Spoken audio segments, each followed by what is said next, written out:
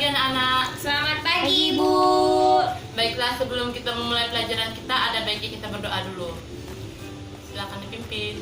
Berdoa mulai. Berdoa selesai. Beri salam. Selamat pagi, Bu. Ya, selamat pagi. Siapa teman-teman yang tidak hadir? Yui, Bu, sakit perut katanya. Siapa lagi? Jessica, Bu. Kenapa dia? Ambeien, Bu. Oh, seperti itu. Ya, ada baiknya coba periksa dulu kebersihannya. Sudah rapi belum? Udah, Ibu. Udah, Bu. Baiklah. Tadi ada ada yang tahu? tiket. Ada yang tahu nggak materi kita hari ini apa? Nggak tahu, Bu. Tidak tahu ya? Nggak. Kebersihan lingkungan ya, Bu? Tidak.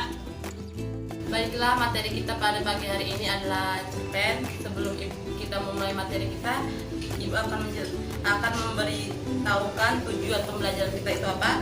Tujuan pembelajarannya itu ialah agar siswa dapat memahami apa itu cerpen dan siswa mampu membuat sebuah cerpen.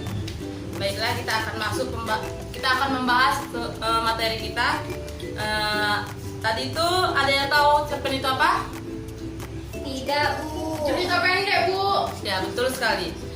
Lebih jelasnya lagi, Ibu akan menjelaskan cerpen itu cerita pendek atau karangan pendek yang mengisahkan seorang tokoh dengan sebuah masalah beserta penyelesaiannya. Lalu ada yang tahu unsur-unsurnya? Tidak tahu, Bu. Tidak tahu ya? Ibu akan menjelaskan. Pertama itu ada tema, yang kedua itu ada plot atau alur, yang ketiga itu ada penokohan, yang keempat itu ada latar, sudut pandang, gaya bahasa, serta pesan. Selanjutnya Ibu akan menjelaskan ciri-ciri cerpen. Ada yang tahu ciri-cirinya? Cici ada yang tahu? Cici tahu? Tidak, Bu. Yuhi? Elisa? Tidak, Bu. Ria? Tidak, Bu. Baik, Ibu akan menjelaskan ciri-cirinya. Pertama itu jalan ceritanya pendek. Yang kedua maksimal 10.000 kata. Yang ketiga bersifat fiktif. Dan yang keempat hanya mempunyai satu alur cerita saja. Yang kelima dapat selesai dibaca sekali duduk saja. Yang keenam alur ceritanya lurus.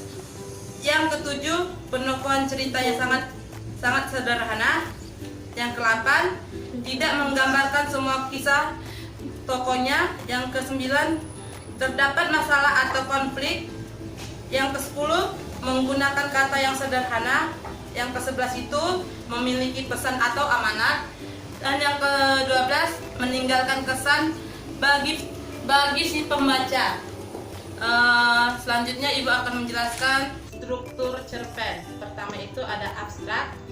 Abstrak itu gambaran awal dari cerita yang akan diceritakan. Yang kedua itu ada orientasi yang berhubungan dengan waktu, suasana, serta tempat dalam ceritanya. Yang ketiga itu ada komplikasi. Yang disebut itu urutan kejadian yang dihubungkan secara sebab dan akibat. Yang keempat itu evaluasinya. Evaluasi itu konflik yang terjadi dan menuju pada klimaks. Yang kelima itu resolusi, salah satu dari struktur teks cerpen. Dan yang keenam itu ada koda. Koda itu sering disebut dengan nilai atau pelajaran yang bisa dapat dari teks cerita. Baiklah anak-anak, apakah sudah paham? Udah, Bu. Sudah, Sudah. Bu. Ibu akan membagi 3 kelompok. Ibu minta satu kelompok itu membuat tugas satu cerpen. Ibu minta waktu ya 10 menit. Baik, sudah siap? Sudah, Bu. Oke, Ibu akan meminta satu kelompok itu membaca hasil diskusinya. Kelompok 1, silakan. Cici, Bu. Ya. Judulnya adalah Persahabatan di Sekolah. Namanya Ani dan Anis. Kedua anak ini kembar. Terkadang kedua selalu bersamaan. Bukan cuma saat belajar saja, tetapi dalam hal prestasi juga. Ani mendapat peringkat 1 dan Anis mendapat peringkat 2. Pada saat itu juga ada seorang anak yang begitu mengamati mereka berdua sehingga tidak ingin mereka selalu bersama, yang bernama Sinta. Dia merupakan teman satu kelas mereka. Sinta sangat ingin menghancurkan persahabatan di antara keduanya. Udah, Bu. Kelompok kedua. Baiklah, lanjut kelompok 2, silakan baca. Baik Bu, judulnya Rajin Belajar. Hari Senin sangat cerah. Setelah anak-anak selesai melaksanakan upacara bendera, mereka semua menuju kelas masing-masing untuk belajar. Hari ini ada 4 mata pelajaran, yaitu matematika, bahasa Indonesia, bahasa Inggris, dan sejarah. Mata pelajaran pertama adalah matematika. Ibu guru menyuruh untuk mengerjakan halaman 7 sampai 8. Dan suasana di dalam kelas kelihatan hening ketika para siswa yang sedang mengerjakan soal yang diberikan. Setelah selesai, kemudian ibu guru berpesan kepada murid-muridnya untuk mempelajari kembali di rumah. Setelah selesai melaksanakan proses belajar di sekolah, para siswa kemudian pulang ke rumah masing-masing. Udah, Bu. Baik, selanjutnya kelompok 3, silakan dibaca. Saya Bu, perwakilan kelompok 3. Trauma. Dari dalam sebuah ruangan terdengar suara ketukan pintu. Silakan masuk, sambung Pak Abdillah dari dalam ruangan. Maaf Pak, apakah Pak Abdillah ada?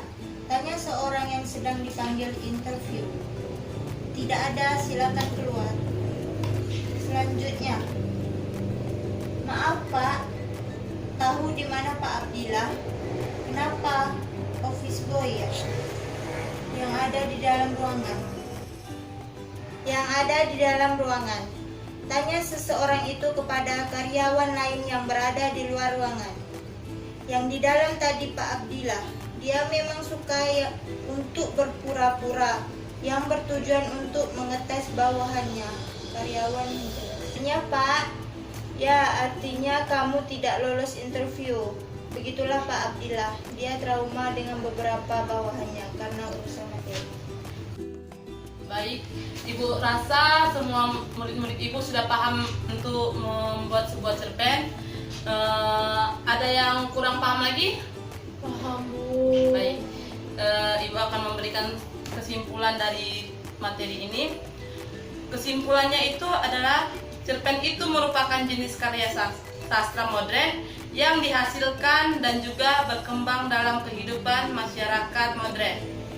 Cerpen itu karangan pendek yang berbentuk naratif. Cerpen juga mengandung kesan yang tidak mudah untuk dilupakan. Sarannya, bagi siswa ibu yang ingin menulis cerpen, kita harus memahami cerpen itu seperti apa, lalu kita bisa menentukan langkah-langkah selanjutnya. Baiklah anak-anak ibu, kita akhiri pertemuan kita pada pagi hari ini. Selamat pagi semua. Pagi, Bu.